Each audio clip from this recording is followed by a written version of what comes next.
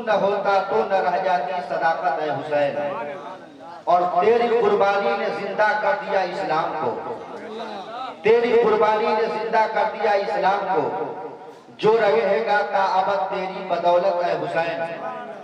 احتمال آنے کا ہے پھر سے یزیدیت کا دور، احتمال آنے کا ہے پھر سے یزیدیت کا دور، پھر جہان نو کو ہے تیری ضرورت اے حسین۔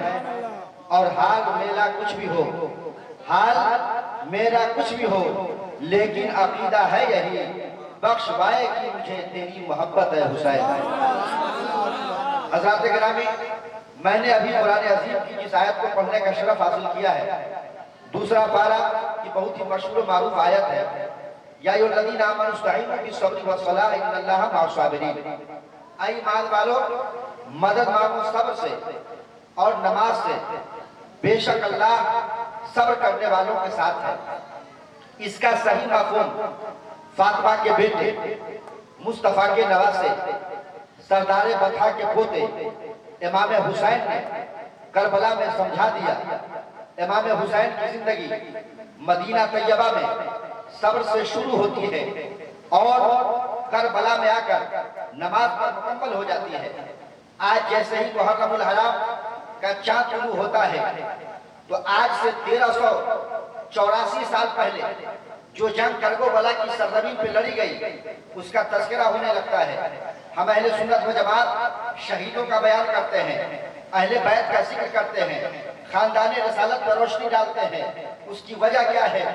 اس کی وجہ یہ ہے کہ جتنا زیادہ شہیدوں کا بیان ہوگا، حسنین کا تذکرہ ہوگا، ایمان میں حرارت پیدا ہوگی، ایمان میں حلاوت پیدا ہوگی۔ یزید کوئی ہندو نہیں تھا، جات یا برہمن نہیں تھا، سکھ یا عیسائی نہیں تھا، ظاہری طور سے وہ بھی کلمہ پڑھتا تھا، لیکن اس کے باوجود جب اس نے ظلم و بربریت اور سفاکی کا ننگا ناچ ناچا تو فاطمہ کا لال کربلا کے لیے چل پڑا۔ حسین اعظم نے نہ اپنی آن کی پرواہ کی، نہ اپنی جان کی پرواہ کی، نہ اپنی اولاد کی پرواہ کی، نہ اپنے خاندان کی پرواہ کی، بلکہ یزیدیت کے تابوت میں آخری تیر ٹھوک کر پوری دنیا کو یہ بتا دیا کہ حسین اعظم کو جینے میں وہ مزہ نہیں آتا ہے جو مدینے والے کے نام پہ بجا دیا۔ ام الفضل فرماتی ہے کہ میں نے ایک خواب دیکھا اور پریشان کن خواب تھا۔ پیغمبر کے پاس حاضر ہوئی، عرض کرتی ہے یا رسول اللہ، میں نے ایک ایسا خواب دیکھا ہے کہ میں ڈر گئی، بیان کرنے کی طاقت نہیں ہے۔ پیغمبر فرماتے ام الفضل بیان کرو۔ عرض کرتی ہے یا رسول اللہ، میں نے یہ دیکھا کہ آپ کے جسم مبارک کا ایک حصہ گوشت کاٹا گیا اور میری گود میں رکھا گیا۔ نبی فرماتے ہیں ام الفضل یہ تو بڑا مبارک خواب ہے، انشاءاللہ تعالی فاطمہ زہرا کی گود میں بیٹا پیدا ہوگا اور وہ تمہاری گود میں آئے گا۔ اب وقت آیا تو امام حسین کی ولادت ہوئی۔ عقائد جہان صلی اللہ علیہ وسلم نے اپنی گود میں لیا۔ حسین نانا جان کو دیکھ رہے ہیں، نانا جان حسین کو دیکھ رہے ہیں۔ نانا جان نے اپنی زبان حسین کی زبان پر رکھ دیا۔ اگر اعلیٰ حضرت فاضل بریلوی کی زبان میں جملہ بولے تو حسین کعبے کی گود میں محافظ کعبہ کو تربیت دی جا رہی ہے، ناز و نخرے سے پالا جا رہا ہے، دنیا سمجھ رہی ہے یہ نانا اور نواسے کا پیار ہے، یہ نانا اور نواسے کی محبت ہے۔ مگر غور کرو مسلمانوں، پیغمبر نے اپنی زبان حسین کی زبان پر اس لیے رکھ دیا، کتابوں میں آیا ہے حسین نانا جان کی زبان کو ایسے چوستے تھے جیسے انسان کھجور کو چوستا ہے، اور میرے آقا حسین کی زبان چوستے تھے اور فرماتے تھے حسین منی وانا من الحسین۔ تو پیغمبر نے اپنی زبان حسین کی زبان پر رکھ دیا اور حسین نے اپنی زبان حضور کی زبان سے لگا دیا، تو دنیا سمجھ رہی تھی یہ نانا اور نواسے کا پیار ہے، یہ نانا اور نواسے کی محبت ہے۔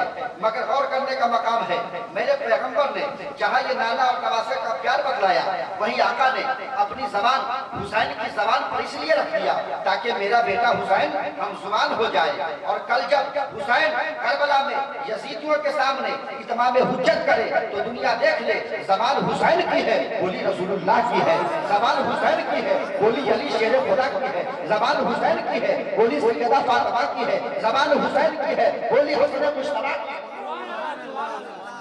دشت بلا کو کا زینہ بنا دیا. بولیے سبحان اللہ. ارے دشت بلا کو عشق کا زینہ بنا دیا, جنگل کو مصطفیٰ کا مدینہ بنا دیا.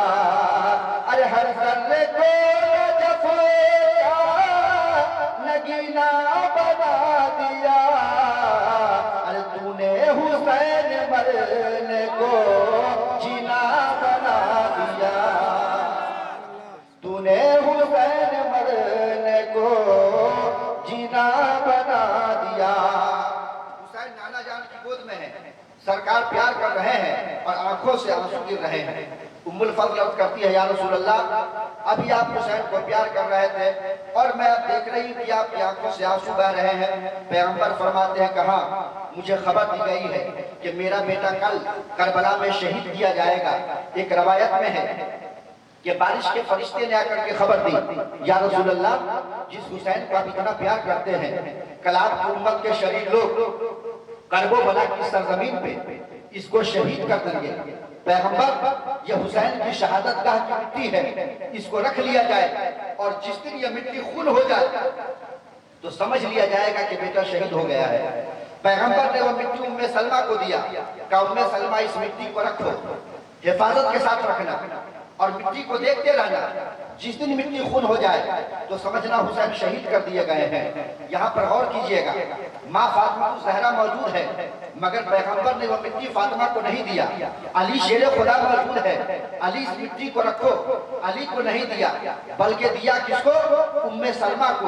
ام سلمہ کو مٹی دینا یہ صداقت علم غیب ہے, پیغمبر کے غیب دانی کی دلیل ہے. پیغمبر کو معلوم تھا کہ کل جب حسین کی شہادت ہوگی تو فاطمہ دنیا میں نہیں ہوگی, کل جب حسین کی شہادت ہوگی تو علی دنیا سے جا چکے ہوں گے مگر ام سلمہ مدینے میں موجود ہوگی. اسی لیے پیغمبر نے اس مٹی کو ام سلمہ کو دیا. جبھی اعلیٰ حضرت فرماتے ہیں, اور کوئی غائب کیا تم سے نہا ہو جب نہ خدا ہی چھپا تم پہ کروڑوں درود.